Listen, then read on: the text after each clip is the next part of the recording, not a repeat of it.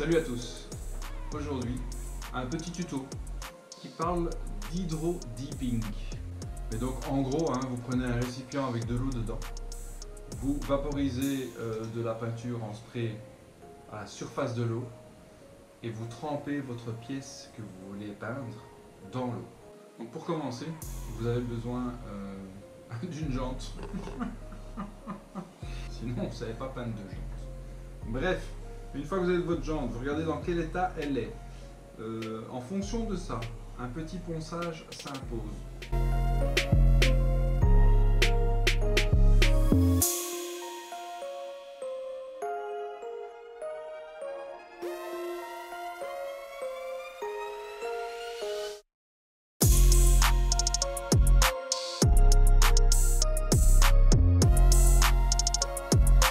Donc une fois que vous avez poncé, une fois que vous avez dégraissé, il faudra passer une couche d'après, la couche de préparation qu'on va mettre sur la jante. Avant de peindre, évidemment, veillez à bien protéger tout ce qui est orifice de visserie, orifice d'axe de roue, avec un bon ruban de masquage pour peinture. Protégez bien tout ça.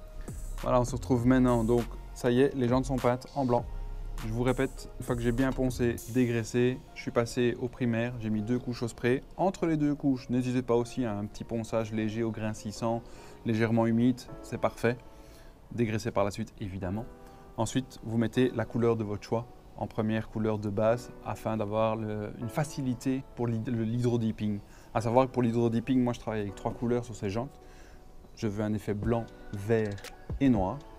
Et donc il est plus facile de choisir une des couleurs de base. Donc si vous voulez beaucoup plus de blanc avec des lignes vertes et noires, vous peignez en blanc. À l'inverse, si vous voulez une jante verte avec des effets blancs et noirs, vous la peignez en vert. Alors voilà, je vous ramène la jante arrière. Par contre ici, j'ai déjà préparé le masking tape sur la surface qui ne devra pas recevoir au début l'hydro-deeping. Vous travaillez par moitié de jante. Vous aurez un plus bel effet visuel, une meilleure adhérence sur la jante avec des pièces à température ambiante. Idem pour les peintures. Ça ne sert à rien de stocker vos peintures à la cave ou au garage. Veillez toujours à avoir vos bombes de peinture à température ambiante. Vous aurez un spray continu juste comme il faut.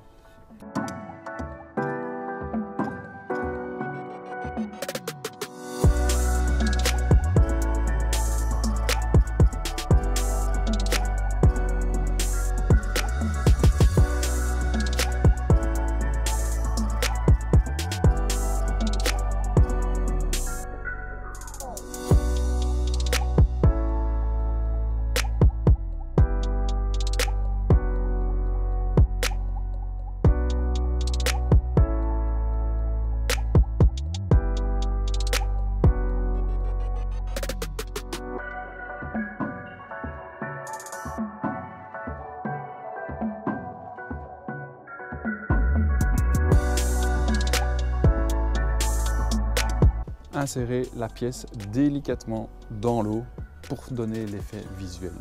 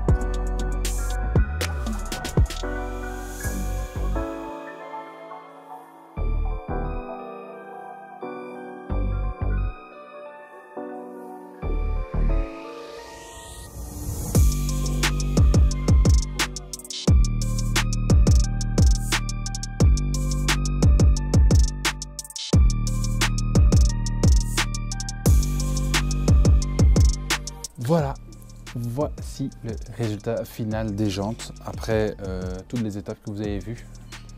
Ponçage, dégraissage, mise en place de l'hydro-dipping et puis j'ai mis 2-3 couches de vernis en bombe aussi.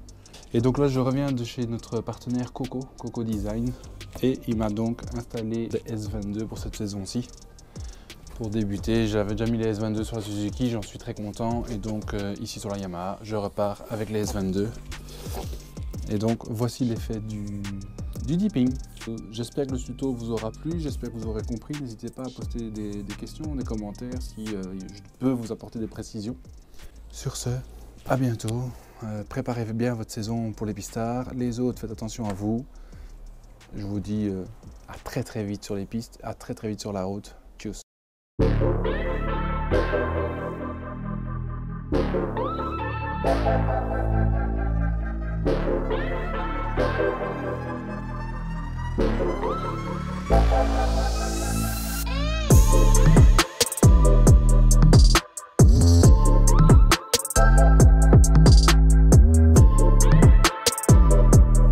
N'hésitez pas, lâchez un pouce bleu si vous avez aimé. Même si vous n'avez pas aimé, lâchez un pouce bleu quand même, ça me fera plaisir. Abonnez-vous. Ah ouais, abonnez-vous quoi. Il n'y a pas beaucoup de vidéos, je le sais, mais abonnez-vous quand même. Si maintenant je sors une autre vidéo, vous n'êtes pas au courant, faites comment?